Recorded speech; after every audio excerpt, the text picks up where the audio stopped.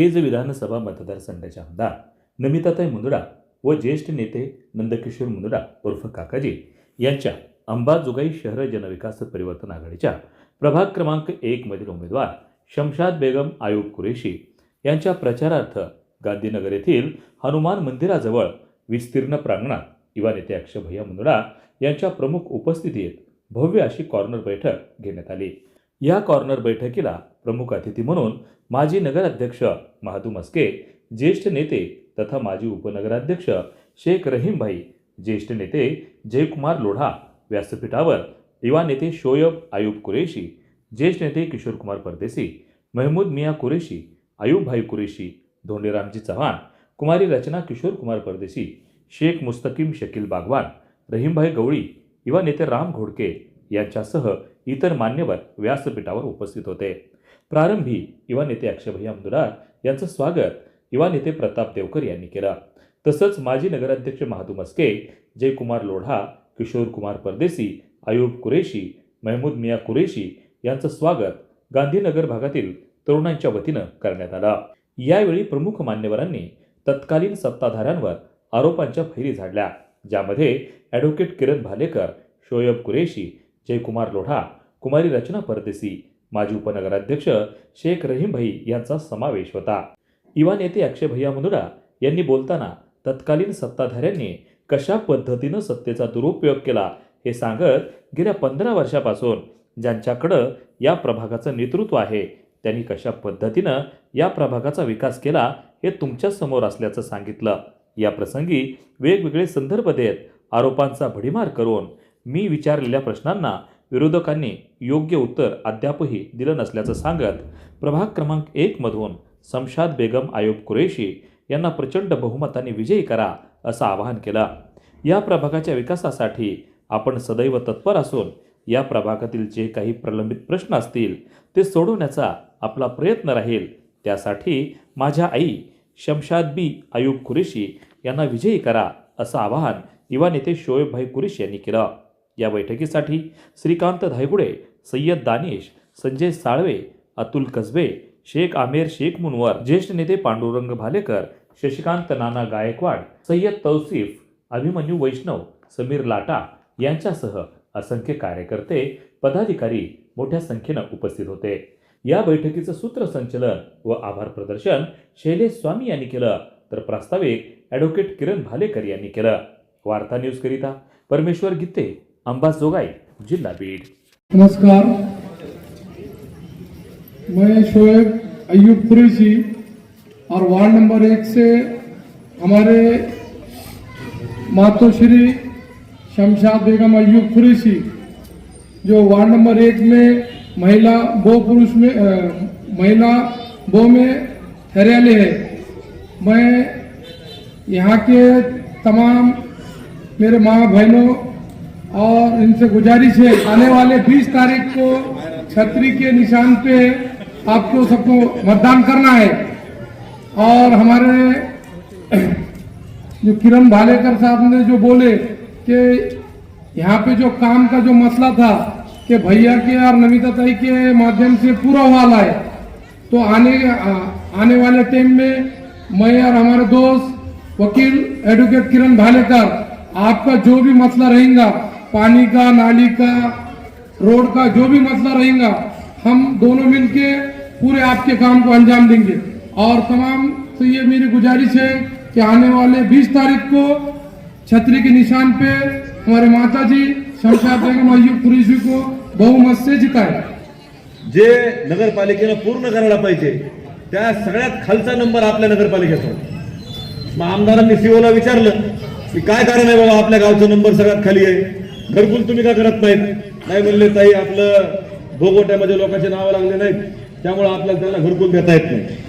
मग दुसऱ्या दिवशी आमदार अंबेजोगाईला आल्यानंतर आमदारांनी रहीम साहेबांना बोलवलं, संजय गंभीरे होते, सारंग पुजारी होते, सीओ साहेबांना, मस्के साहेब आम्ही सगळे होतो। सगळे जणांनी आम्ही सीओ मॅडमला, आपल्या गुट्टे साहेब सीओ होते, त्यांना बोलवलं। आमदारांनी बैठक घेतली आणि आमदारांनी विचारलं की बाबा गेवरायला झालंय तर अंबाजोगाईला का होऊ शकत नाही? आपल्या आमदारांनी गेवरायच्या आमदाराला फोन लावला आणि विचारलं की तुम्ही हे कसं केलंय? मी माझे 2-3 लोक आता गेवरायला पाठवायला लागले, त्याचा अभ्यास तुम्ही त्या फाईलचा करा आणि त्या फाईलचा अभ्यास करून मला तुम्ही त्या अंबेजोगाईला कसं करायचं सांगा. आम्ही लोक गेवराईला पाठवले, फाईलचा अभ्यास केला आणि फाईलचा अभ्यास केल्यानंतर आम्ही ते योजना समजून घेतली आणि अंबाजोगाईला ते अंमलबजावणी करण्यास ठरवलं. तर जवळपास आज 500 लोकांपर्यंत 540 लोकांना गेल्या 1 वर्षामध्ये आमदारांनी घरकुल देण्याचं काम या ठिकाणी केलं आणि त्यांचं त्या भोगवट्यातलं नाव, त्यांचं नाव त्या घरावर लावण्याचं काम आणि ते प्रमाणपत्र देण्याचं काम आमदारांनी प्रत्येकाच्या बऱ्यापैकी लोकांच्या प्रातिनिधिक स्वरूपात घरी जाऊन या ठिकाणी केले. आणि पुढच्या आणि आपल्या अंबेजोगाईला पुढच्या वर्षीचं जे टार्गेट आपण तिथं त्या ठिकाणी बीडला पाठवणार आहेत तर 1200 घरकुलाचं आपण पाठवलं. 1200 घरकुल आणि ते सुद्धा आपल्याला आमदारांच्या माध्यमातून मंजूर करून घ्यायचे. मग 20 वर्षापासून तुम्ही ज्या व्यक्तीला निवडून देताय त्यांनी तुम्हाला घरकुल दिलं नाही, टायमावर पाणी दिलं नाही, लाईट दिली नाही, तुम्हाला गल्लीत रस्ता दिला नाही, काय तर ते कारांचं दिला, इकडे पाय ठेवला की तिकडलं पाणी वर येतंय, तिकडलं ठेवलं की इकडलं वर येतंय. अशा व्यक्तीला तुम्हाला निवडून द्यायचंय का? एकच तरी तुम्हाला ठरवावं लागेल. नाही तर तुम्हाला ते असं गरीब धरते. म्हणजे त्यांनी राहायचं वार्ड क्रमांक 10 मध्ये आणि मुलाला उभा करायचं वार्ड क्रमांक 1 मध्ये. मग 10 मध्ये का उभा करत नाही? तुम्ही कधीतरी विचार करा ना की काय कारण असेल.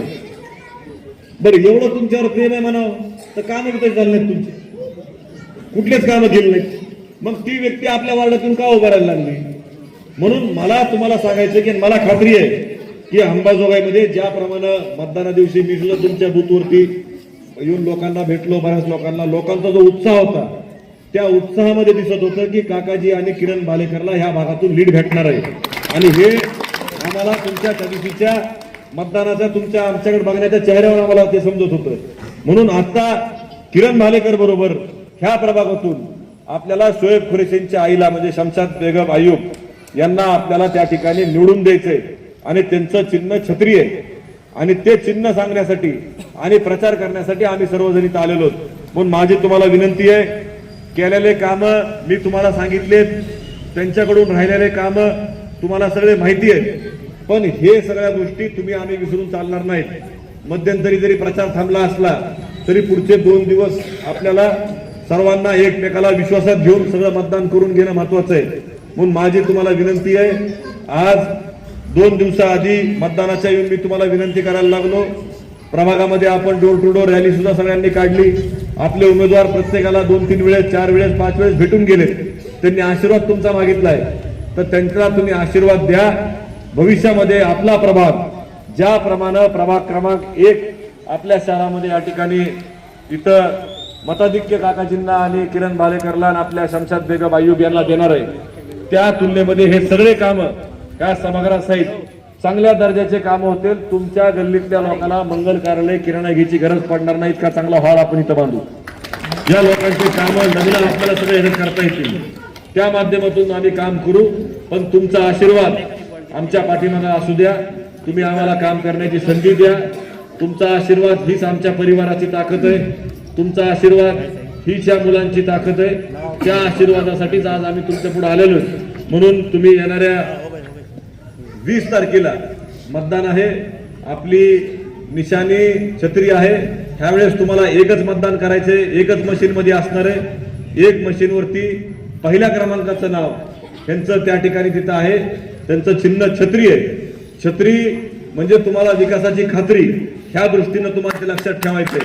आणि त्या दृष्टीनं आपण विकास डोक्यात ठेवून आपण भविष्यामध्ये आमदाराच्या माध्यमातून चांगले कामं होणार आहे. ह्या भूमिका लक्षात ठेवून तुम्ही आम्हाला मतदान करा. आम्हाला काम करण्याची संधी द्या. एवढी विनंती तुम्हाला या प्रसंगी इथं करतो. आणि 20 तारखेपर्यंत आपल्या सर्व तरुण मुलांनी सुद्धा संयम ठेवा. तुम्हाला ते कारण नसताना वेगळं काय बोलण्याचा प्रयत्न करतील, काहीतरी चुकीचं बोलण्याचा प्रयत्न करतील, कारण नसताना त्या ठिकाणी वेगळं बोलण्याचा प्रयत्न करतील, तर आपला संयम ठेवून आपल्याला आपल्या गावची सेवा करायची, लोकांची सेवा करायची. ह्या दृष्टीनंच आपल्याला काम करायचं. हे आपल्या मनामध्ये ठेवून सगळ्यांनी शांत संयम देणं हे निवडणूक तिथं पार पाडावी आणि सर्वांनी लोकांना विश्वासात घेऊन भविष्यातले त्यांचे कामं करण्यासाठी आपल्या सर्व तरुण मुलांनी जबाबदारी घ्यावी. एवढाच विश्वास तुम्हाला या प्रसंगी देतो. आणि येणाऱ्या 20 तारखेला छत्रीला मतदान करून आपण त्या ठिकाणी आम्हाला संधी द्या एवढंच सांगतो आणि माझं भाषण थांबवतो. धन्यवाद. जय हिंद, जय महाराष्ट्र.